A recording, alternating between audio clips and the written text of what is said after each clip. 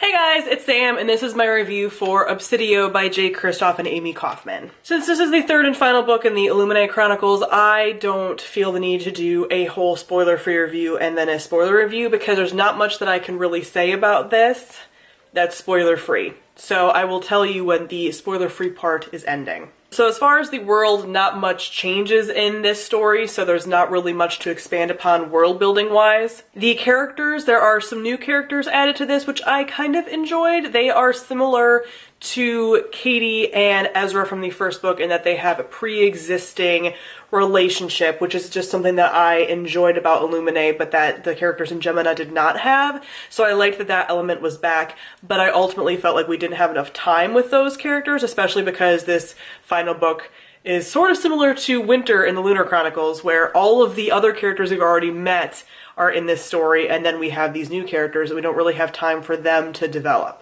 So while it was fun to see our old characters, I really didn't feel like anybody got enough room in this book. And in regards to the plot, I found this to be very similar to the first two books and kind of getting to the point of recycling. I mentioned that with Gemina, that I felt like there was a lot of things that had already kind of been done in Illuminae. I feel like they did that again in here. So while it was easy to read this book, it was still fun, and I'm glad I concluded it. I just didn't feel that this was really a satisfying series for me. I feel like each book got worse for me. I loved Illuminae so much, and then the next two books just kept going downhill to the point where this book, I could kind of predict all the story beats because I'd seen them before. So ultimately, I feel like this was a 2 to 2.5 star read for me.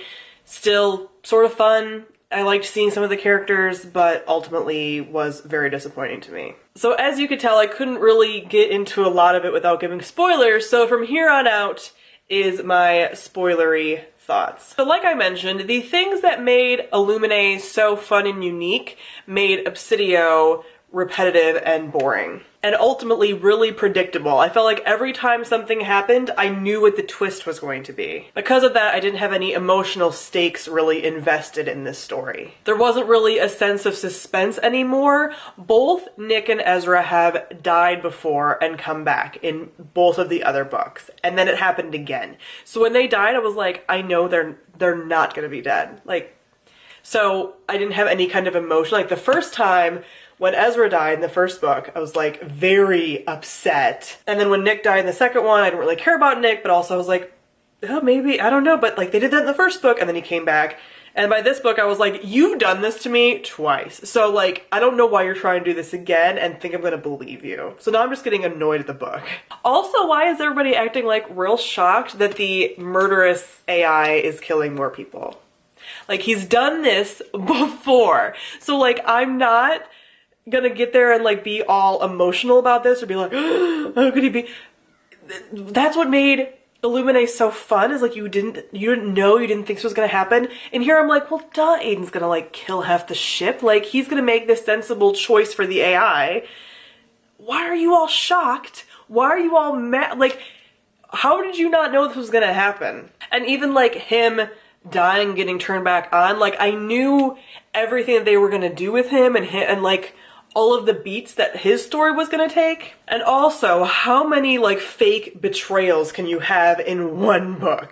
And like they've done this again in the past, but like this book especially, there were so many like fake betrayals in all the lineups. It's like I don't believe any of this. I don't believe like the new characters and like him betraying her. I don't believe the crew like betraying all of it. They did it multiple times and it's like, you just did this a few pages ago. Like, this is boring and repetitive and predictable. I know what you're doing. You just did it. Why are you using it again? I mentioned this a little bit in my Gemina review as well, but I think the kids' sass like gets real old. Like, yes, teenagers can be sassy. I can be sassy. Anyone can be sassy. But one, I think like the text speak that's used is very like 2008. I'm like, this is what adults think kids talk like, and I feel like kids in the future definitely wouldn't talk like this. Like, it'd be totally different. So like, why are you even basing it on our text speak as it is? And then just like the amount of just sass is to the point of being like grating. Like, I'm like, okay, I get it. You guys are all rebels. You're really cool. You're really cute, but like, shut the fuck up. So at a certain point, I just was like really sick of like all of the snottiness. I'm like, you guys aren't being cute and cool. Like, you can be cool, strong characters, without the constant sass. Like, it just didn't feel believable or like needed. I was like, okay, being like sassy is not a personality trait and it doesn't really make you very interesting. So I would have liked more of Asha and Rai, but we didn't really have time to be with them. I mentioned in the review part that I felt like this was similar to Winter, the Cinder like books, where like you get a couple in the last book, but like you don't have the time to spend with them that you have with some of the rest of the couples. So it's like you really can't care quite as much. I like that they were pre-existing. That was a good call because you don't have enough time to develop a relationship at all. But at the same time, I don't really feel like there was quite enough time for us to get attached to them as characters either. Also, their like obsessive relationship before they got to this like planet was believable, but just also a little bit like, that's what's bonded them together in this way. I didn't quite love their backstory. I'm just like, I don't love it. I don't love it. And Aiden is obviously like not really gone. Like, this is the little AI that could. He's always gonna come back around. And so there's like no real loss in this story. The only loss that we get in this story, in the whole series, is like characters that don't really matter. Like these side characters that like you might get a little bit more attached to or something, but like ultimately it doesn't really, like I'm thinking of some of the characters in the first book. Like in the second and third, it's like there aren't any really important characters dying. Like they're like the captain and some of these people, but you're not like invested in them the way that you are the main characters. And I'm like, in this kind of like basically a war, we're not gonna have like any real loss. Like, you guys know, I fucking hate it when especially YA finales don't have any loss and everyone ends up fine. That's not realistic. And I know not everyone wants realistic like stories, but I do. And what this has taught me, along with like a lot of media events lately for me, is that I want higher stakes for things. Like, always. I would rather have more pain than less. I would rather be more affected than be happy, especially when it comes to like wars and apocalypses and like all of these kinds of things. I don't believe that like all of the main characters are fine.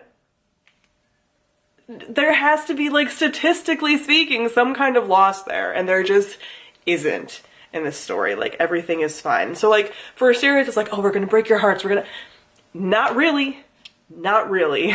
So as I mentioned, this is still like a fun and creative format. I still really love Illuminae. Like, I was so gripped by that story, but at this point I almost wish that was like a standalone and that I didn't really know about the rest of the series, because I'm just like, that just repeated itself over and over. Like, put a different skin on some things, but like ultimately was a lot of the same tropes and twists used over and over again. And I'm like, I'm not stupid. I've read the rest of the books. Like, I know what you do. So yeah, this series was ultimately disappointing for me, which is sad because I do love space, and I do love a band of space kids trying their best, but this just got repetitive and predictable, and I do not like repetitive and predictable. So like I mentioned, I gave Obsidio 2 to 2.5 stars. I feel like the more I think about it, it's more likely like it's 2. But anyway, comment down below and let me know your thoughts on Obsidio. Thank you all for watching, and I'll see all of you guys soon. Bye.